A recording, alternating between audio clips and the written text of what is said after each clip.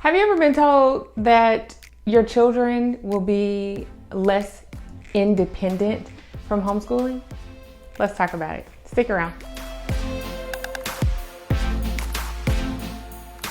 Welcome to the channel. My name is Morgan here at The Life of Tillmans. If this is your first time, I am so happy to have you.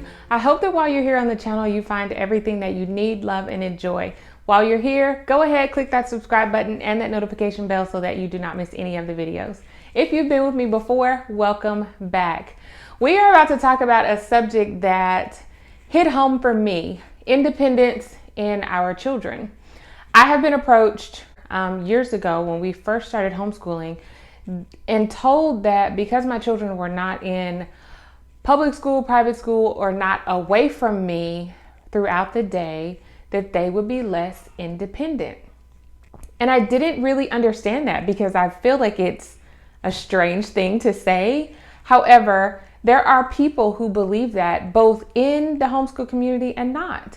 And that's okay. We're all free to believe whatever we would like. But what I want to share with you all is how I make it intentional to help my girls be more independent, even though they get so much one-on-one time. If you think about it, if a child is in public school, there's 25, 30 students in a classroom, there is not a lot of independent one-on-one teaching going on. It's just not possible. And we all know that. If it were possible, I know that that would be something that they could do, but in that environment, it's not possible to have that one-on-one. I even find it a struggle sometimes to give my children one-on-one time, and there are 3 of them.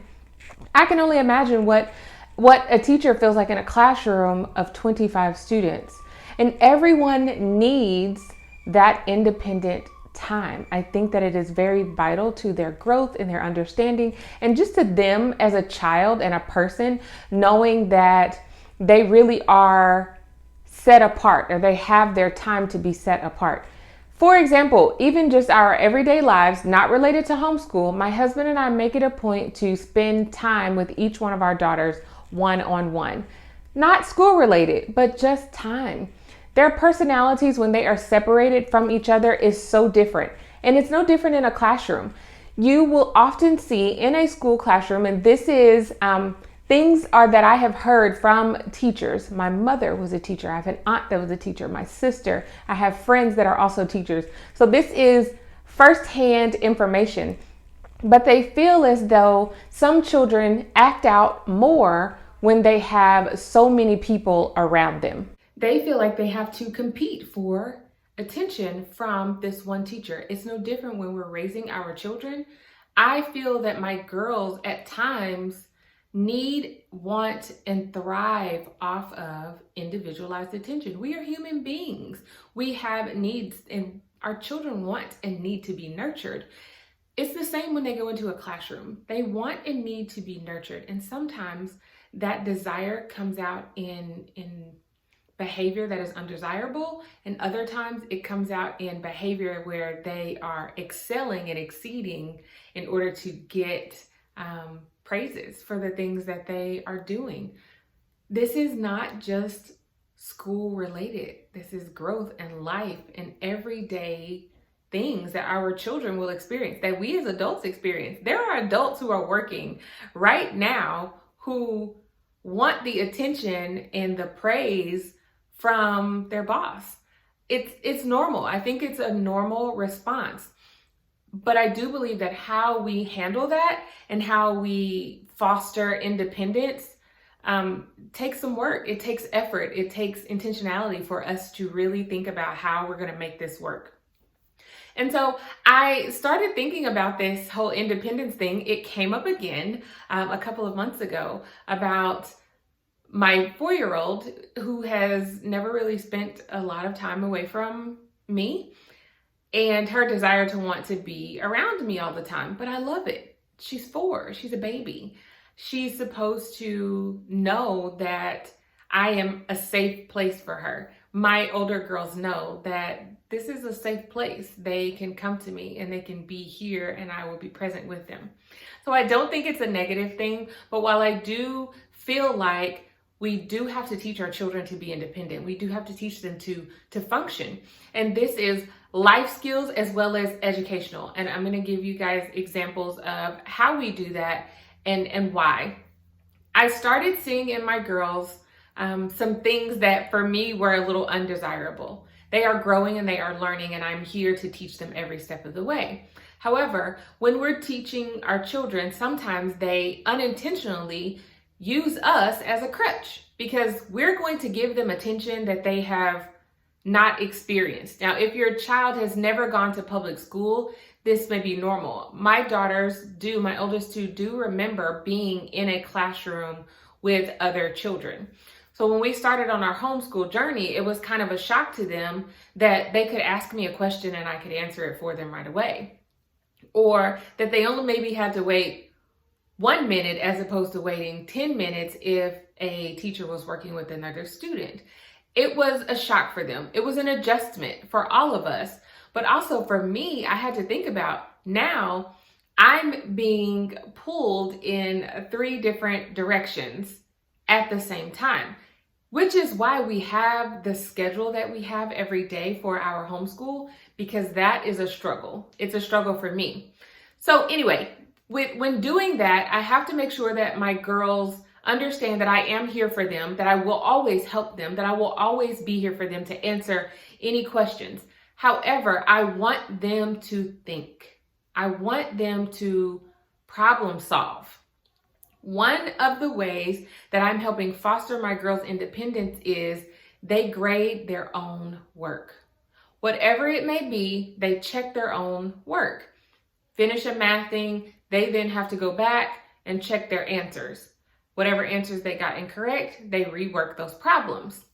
That is a part of their independence. We have to check our own work because what it does is, number one of the biggest things for me is that when you go through and check your own work and you see that you made mistakes and you go through and correct those mistakes, it's more likely to stick with you than if you make a mistake and I tell you about it and how you can correct it, you're less likely to hold on to that information.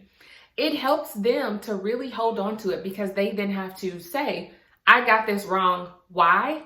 I'm going to correct it. How? And then it stays with them. They know they made this mistake once. It's like any lesson in life that we learn. You make a mistake and hopefully the goal is for you to learn from that mistake and not do it again. Is this a foolproof method for them not ever making that mistake again? Absolutely not. However, it gets them closer to that goal and it helps to foster their independence.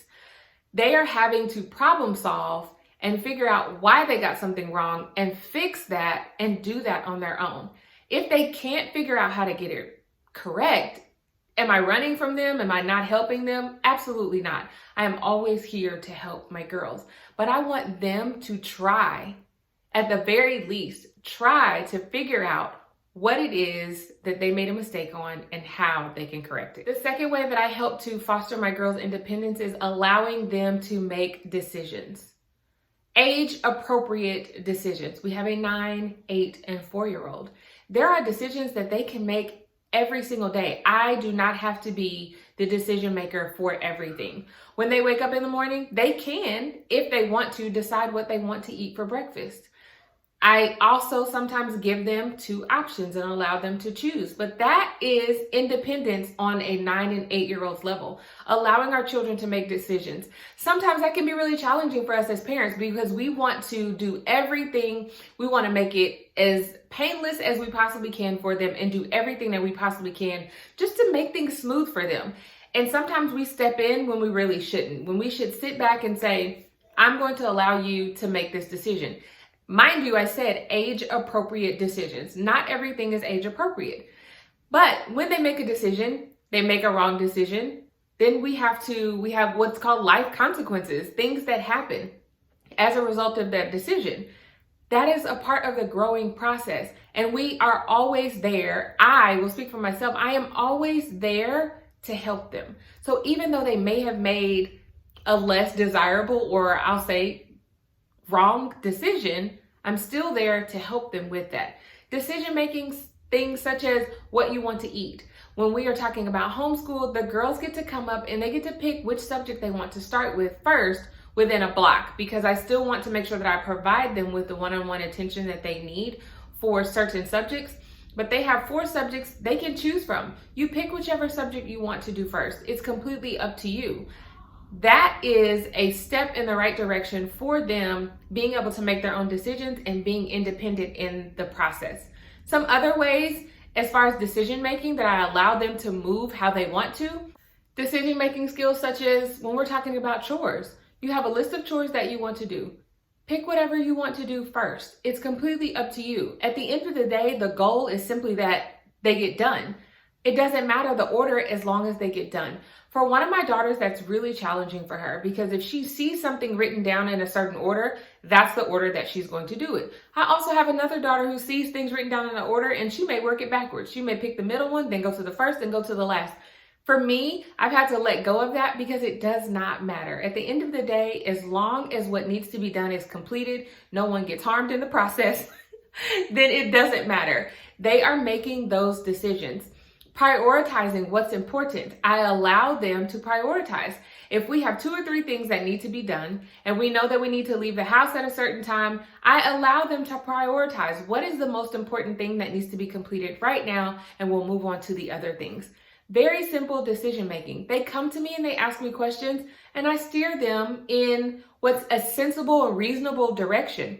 They still may not take it, but at least I've given them what they needed to be able to make the best possible decision. The third way that I allow my girls to develop their independence is with a planner. They each use their own planner. In this planner, they put subjects that they need to complete for homeschool, chores that they need to do, activities that they have in the evening. We have a basketball and volleyball player. We have a dancer who has 6 classes. And these are for my older girls, my 9 and 8-year-old.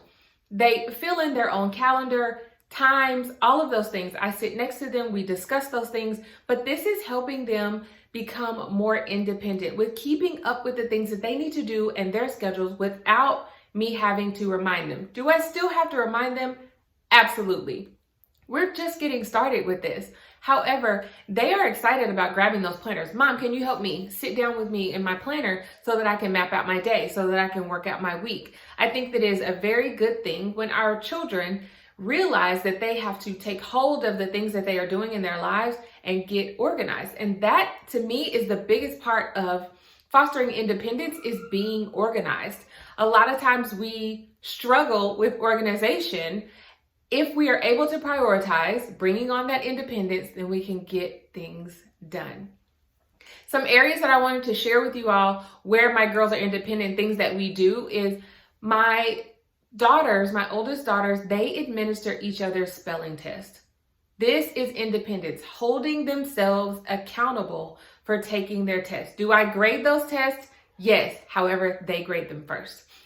They are responsible for administering each other's spelling test, then they grade their own test, they give it to me, and we sit down, and if they got anything wrong, we'll go over those things.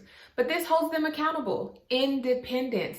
They don't need me to come to them and say, did you do your spelling test? They know exactly what they need to do on that day. They get up, they do it, and by the time I come up on Friday mornings, that's what we do, they're already done. I just need to simply sit down, look at what they got wrong so that we can discuss it. That's it. Independence. Another way is that one of my oldest daughters works with my baby girl. Whether that's reading a book with her, helping her do a puzzle, whatever it may be. It could be anything related to learning. They're developing a relationship, but they're also being a leader. And they are independently moving her through whatever it may be. If they see that she's bored with something, they are learning to go and grab something else and sit down with her. They're learning how she is. They are learning about themselves, and they're doing that independently. I don't give them a list of things to do with their sister. Simply go with your sister, grab some items, and go hang out. That is what they do, and it's really fun for them. So they're developing a relationship with her in the process. But they are independently making those decisions and helping her move throughout the day. But one thing I want to dive into again a little bit deeper is when we're talking about independence in homeschool and with their learning, I don't run to my girls' rescue when they have a problem-solving skills. I had a daughter last week. She was working on some language arts and she did not know what a word meant. Instead of me telling her what it meant, grab a dictionary. So now we're working on dictionary skills. We're working on vocabulary as well. This also helps with spelling. But she independently was able to go to the dictionary, look up that word, find out what it meant, and then able to complete her assignment. I gave her direction as to where she needed to go. I did not do it for her. Another example is math work. I allow my girls to work through math problems before I tell them to problem solve. Problem solving skills are a big part of independence. If we're not able to problem solve, how can we make decisions? We can't. Our children will not be able to make decisions if we don't give them proper ways to solve problems. When you're doing a math problem or any problem that we come across, we have to be able to problem solve. If my car breaks down on the side of the road, I have to problem solve to get it resolved. Simple life lessons, problem solving skills. Simple things. So I seek opportunities and make sure that I'm constantly keeping it on my mind to help them be able to problem solve. They will come to me and say, I dropped my sock in the toilet and now the toilet is clogged up. My response, okay, what do you think you need to do in order to fix this problem? Well, I need to figure out a way to get the sock out. Great. How are you going to do that? I could use a hanger. That's a really good idea. Let's try it. They come back to me, Mom, the hanger didn't work. Okay, so the hanger didn't work. Now what do you think you can do? I can try to use something else to get the sock out. Whatever it may be. That's just an example of problem solving and how I give those questions back to my girls to help them work through it. A big part, an area I'll say where we are really working on problem solving is math.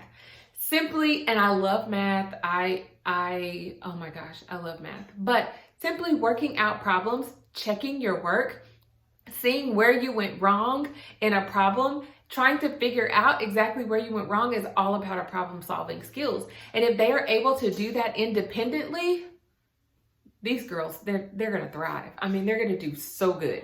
So I want to just encourage you. Independence in your children and fostering that independence comes in so many different ways. It's their lives every single day, from making the decision to do what they were asked to do, to prioritize what needs to be done, to problem solving problems, answering questions, trying to figure out where they went wrong with something. It's all a part of developing their independence. So here's what I say to people when they say that my children will be too dependent upon me because they are around me all the time. No, they won't. Simply that, they will not. But I wanted to share ways that we foster that independence so that our girls can thrive, so that they can make their own decisions and they can leave out of our household being independent as possible, human beings, period. All right, I hope that this video was helpful, insightful. Down in the comments, give me one thing that you do to help your children to be more independent. Let's share that with this community so that we can all grow. Don't forget to subscribe to the channel, click that notification bell, give this video a thumbs up if you liked it. I would greatly appreciate it. And I will see you right back here at The Life of Tillmans for another video next time. Bye.